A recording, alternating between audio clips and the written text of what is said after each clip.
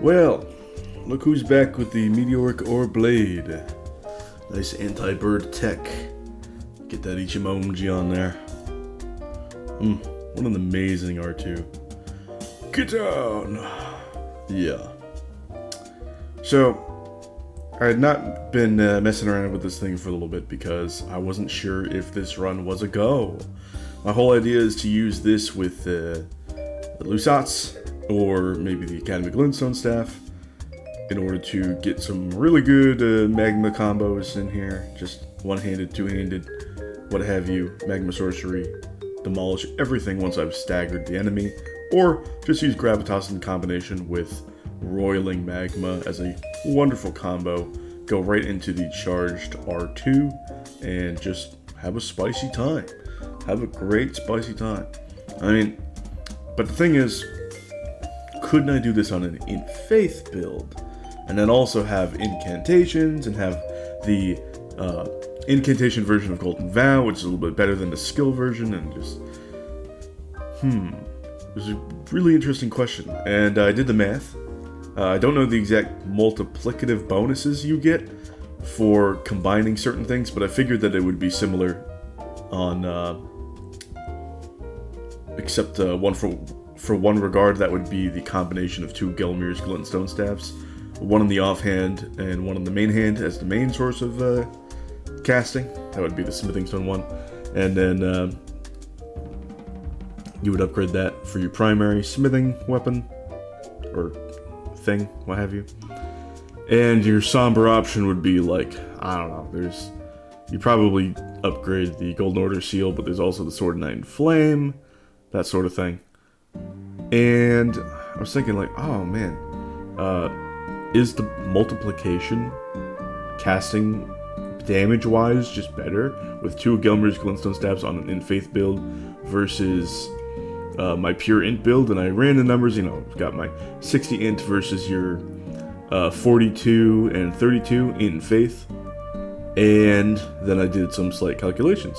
I just took the difference of Golden Vow, which is, I think it's like 4.5% difference, and then, or it might be 3.5, and I got rid of the 15% difference, and, well,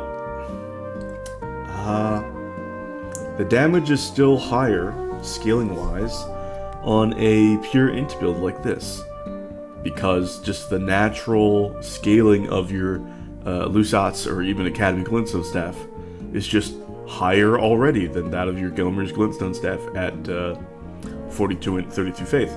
And you have those for specific In Faith incantations and sorceries, by the way. But, man, I was thinking like, oh, maybe I'll get some raw damage boosts, and no. So, the build would be really cool as an option on an In Faith build, like it's there. It's going to deal less damage overall, but not too much. I'm just going to go for this limited setup here. And the overall damage on an pure Int build rather than an In Faith build for your melee weapons is going to be better, aside from Sword of Night and Flame, because obviously there is no In Faith infusion, which I assume they'll add an In Faith Wet Blade in the DLC. I really hope so. But we never know. You don't really know. What is it, 48 days now? That's exciting.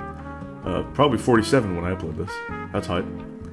So, very exciting time, but in order to get that proper variety in terms of melee damage, which, well, we had in Dark Souls 3, I don't know, we went backwards in this way, and in order to have like a complete sort of kit where you can do good damage in melee, and then also cast and deal good damage overall, and nothing's lacking, you make no compromises, you just have a solid, well-built, well-constructed build where everything is really just out there on the table for you, build-wise, freedom-wise, except for certain things that might cost, like, heavy build, or heavy stat requirements, Look at that. Look at that. The damage with the thrust, and then the gravitas with high int, 30 int there. Very spicy. Love that. Yeah, gravitas with some good int. That is nice. So yeah, I might do also Gravitas with just the Int Infusion, you know? Get that Ash of War on something, one-handed. I don't know what, I'm not quite sure what. It just seems so good right now because of the Meteoric Ore Blade, stance damage, and R2 chain is quite spicy. I really enjoy that. The fact that it's also got bleed on it. It's kind of already chilling in the weapon department. So I don't know if I want to go Gravitas with something else. I'm going to mess around with other options like the Onyx Lord Sword. That's going to be a fun one. Get to push enemies. Being able to use a lot more sorceries anyway, like specifically Collapsing Stars, is going to be super fun. Just cover my distance options and be able to pull enemies off in Fair Missoula. What a fun time. Love that. Love that spell. Decent damage too. Not amazing, but for a fast homing projectile or flurry of them, it's just pretty good, you know? Damage isn't the main purpose of that, and that's fine, but it's going to be much spicier than just using Gravity Well, which the Int Faith build would be locked into. There's also a bunch of other stuff like, and I'm trying to think, later spells. I guess Loretta's Mastery, that's cool. Shattering Crystal, I could use that. I don't know exactly when I would use that, but large enemies, I suppose. Not bad. I'd be able to use that before I get my hands on Gilmir's Fury, most likely. Still, there's quite a bit going on, and man, I'm very excited to redo this build-up. I also kind of had an idea where I was like, oh, what if I have Poison Moth Flight on like a Nagakiba? We have the poking R2s, just like a Claymore, kinda. Less stance damage, but still. The moveset is incredible, the range is incredible. So, being able to have that custom Ash of War with bleed. I really like the idea of Poison Moth Flight because you're able to not worry about bleed as much, taking away from the stance broken state. You don't have to worry about that with poison. And then you can take advantage of like a bleed-like effect with Poison Moth Flight whenever you want. Even after the enemy's gone up, you can just dominate them and get big damage on board. Not as much damage as you bleed, but with the amount of restrictions I'm playing with, that's going to be fun. And I realized it's like, oh, you know, I'm two-handing that. That would be pretty cool on a strength build, because I'm really strength build right now. So I was like, oh, strength build, yes, yes. And then I realized it's like, no, dex build. Absolutely dex build. For the Nagakiba, that's ridiculous. And then I was like, hey, you know what? I have a dex build in work right now. And it's the Bloodhound build. So all the stats line up, everything works out. And I'm just gonna keep going with that build. You know, I've already continued. I kind of want to try like dual wielding power stance katanas with the Nagakiba and then also the Dragon Bone blade later in the game. I think that's gonna be very satisfying. Poison, bleed, frostbite.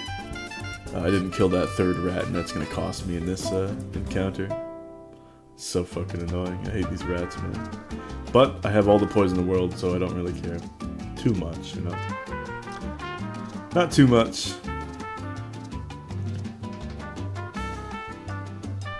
I wish this spell were better. It's really not good at all. I wish it was good. Because even on this build, I'd be able to use that right now as a sorcery. I've got the 15 Faith, I've got everything for it. I'm ready. But, nope. Can't use it. This fight, and also the Godrick fight, really showcases well why I highly recommend people go for proactive in-your-face strategies in regards to dealing big chunking damage once you have a stance broken enemy. Using Bloodhound's Fang in such a way where it'll take you away from the enemy and not just have you in the enemy's face, just dealing all sorts of nasty damage. Like that. Enemy's dead already. Yeah, it's just going to be inefficient if you don't use Bloodhound's Finesse carefully. And if you have weapon or setup that can get you big chunky damage just immediately, right away, right after you stance broken the enemy, that's going to be more ideal more often. So I'll be taking advantage of that also with utility options later on, like the Onyx Lord Sword. That's a curved great sword, so I'll be able to use that. And I am going to have future Bloodhound's Fang at a deeper level showcase. It's coming. It's coming, because I'm resuming my Dex build and the Int build. It's like, all this stuff is really cool. It's not going to be Dex-focused quality. I have my strength up to 19 on that build, and that's perfect for one-handing the Zwei. If I want to go like Lightning Zwei with Pulley Crossbow offhand, wear the Mushroom Hat later on, and just use Poison Bolts to just boost everything in proximity, and then dish out some huge damage, you know. Two-hand that thing right away and just get to work. Then, you know, the 19 strength would be good, because you need that to one-hand as well. But, I'm not going to go higher than that. I'm just going to change everything up and go big dex, 30 dex, and then have a shit ton of endurance. I think it's like 37 or so. Yeah, it's a lot. But for this build, yeah, I just want to continue on, sort that chest, get everything out of there. Flambridge, I think I'm going to use Flambridge, just because you can one-hand it as well. When you look at the stats, 15 required to one-hand it, that's the same amount for the Meteoric or Blade. Then I can fuse that with whatever. I don't know exactly what I want to do. This might be something that I infuse with Stormcaller. I think that would be spicy if I really want to bleed an enemy after our stance broken. A two-handed, it's got a nice R2 chain as well. Not as good as a Claymore, but still alright. Not bad at all. It's got more range and more damage than the forked greatsword that the imps wear, or imps use, not wear. So it's just better overall. The damage scaling wise, Ash of Wars and all that, infusions. The Flambridge is also just better for the Claymore, or not for the Claymore, for this int build. So I see all that and I'm just like, okay. Well, I'm just gonna use the Flambridge then. And that's really cool because I got it super early. So Flambridge is going to be something that I upgrade a little bit. You know, it's going to be my smithing weapon priority. It's the third priority. So going to be upgrading it just a tad. I think the idea of a cold infused Flambridge with some Stormcaller, great. Also Rat Revenge there. Rat Demolition, they didn't stand a chance. Love that. But yeah, I don't know what exactly I'm going to do with the Flambridge other than that. It should be fun, just because having this this option that's going to be like decently fast, but not as restricted as say a Zwei is on your Ashes of War. That's pretty good. That's pretty good. You still have decent damage, decent stance damage, decent hit stun. Not as much as the Zwei. But you have that versatility in the Ash of War. I could do Lion's Claw. Well, Lion's Claw is already on the Zwei, so that's fine. But yeah, there's quite a bit of options that I can go for. Stormcaller being like the main one.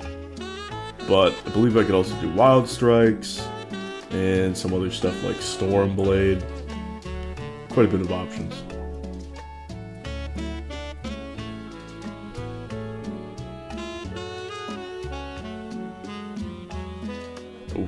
Unnecessary poke there, but the poise value, getting that 51 poise is just really nice.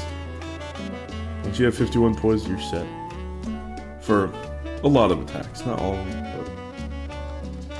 but yeah, like that one exile thrust, breaking a stance, not breaking a stance, breaking my poise barrier. That's unfortunate, but such low damage. Blessed Dew Talisman, putting in the work. The amount of HP that I passively regen with Blessed Dew and or Icon Shield over the course of playthrough is so much. So very, very convenient.